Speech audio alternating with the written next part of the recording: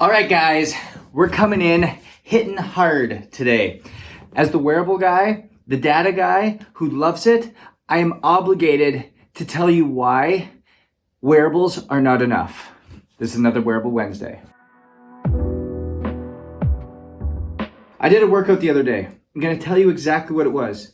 I would do a 3-minute interval on the bike. I would get off. I would do 10 flies, 10 bicep curls, 10 squat jumps, 10 bent over rows, back on the right bike for 3 minutes. 4 sets of that.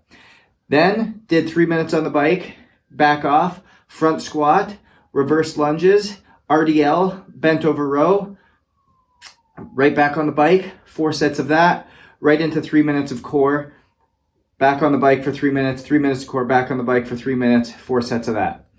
Total workout took me about 48 minutes. Now I was wearing 3 different wearables at the time, okay? And this is why wearables are not enough.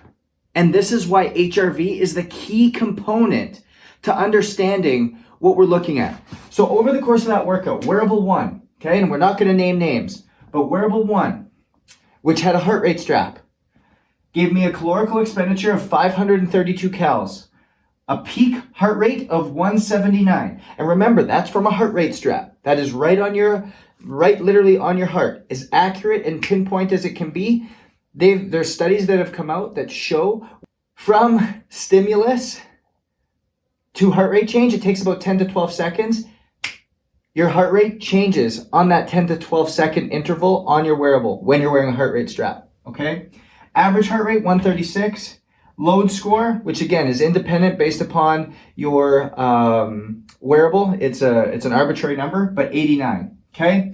We go to Wearable 2. Wearable 2 was utilized in a wrist unit, okay? I have 2 wrist units. Wearable 2, 249 calories. Peak heart rate of 165, average heart rate 122, and load score of 8.1. Let's just talk about this for a second.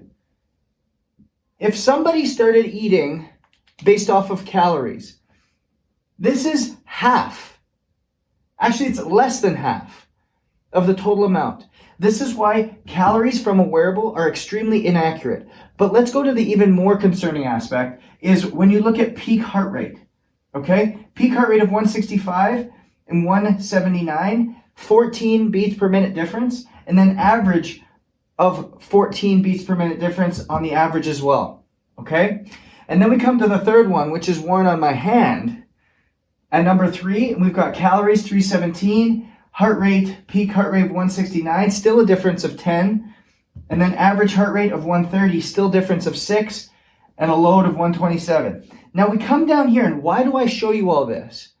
And why do I say that it's not enough just to look at the data you're getting from your wearable and use it as gospel? One, if you're using it to eat off of and looking at calories, you're going to be really lost, okay? And you're going to not get the results you want. One, because you're probably eating too many calories for what it says you're burning.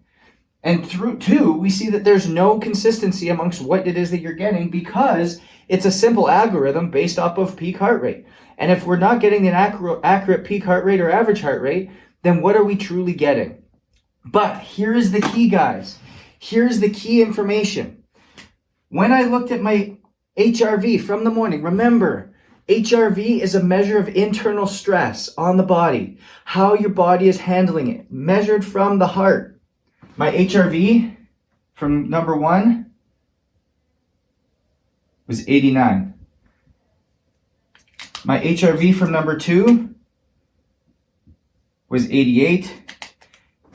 My HRV from number 3 was 90. For lack of a better term, they all had the same HRV.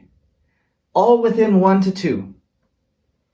What that tells us is that wearables are great depending on what you're looking for and how you're utilizing them and why information is key. Because the more information you have on HRV and knowing it's an internal stress metric, you know that you can apply that if you understand what it means. And we go back to those 8 factors: nutrition, exercise, sleep, hydration, stress management, immune function, environment, and mindset. Those 8 areas, inner and outer energy, of how they come together is all dependent on HRV. So when we come down to it, just exercising and just working, utilizing your wearable is just something to make you feel good. Because unless you have a heart rate strap on, unless you're truly dialed in at that level, it doesn't matter because it's just arbitrary numbers. And this isn't the first time I've done this, and it's not the only 3 wearables I've ever had. Done with about 14 different wearable types. Everything from Fitbit to Garmin to Whoop to Oura Ring to Polar to BioStrap, you name it. I've tried them all. I've had them all. They all have this type of discrepancy unless you have the heart rate strap going.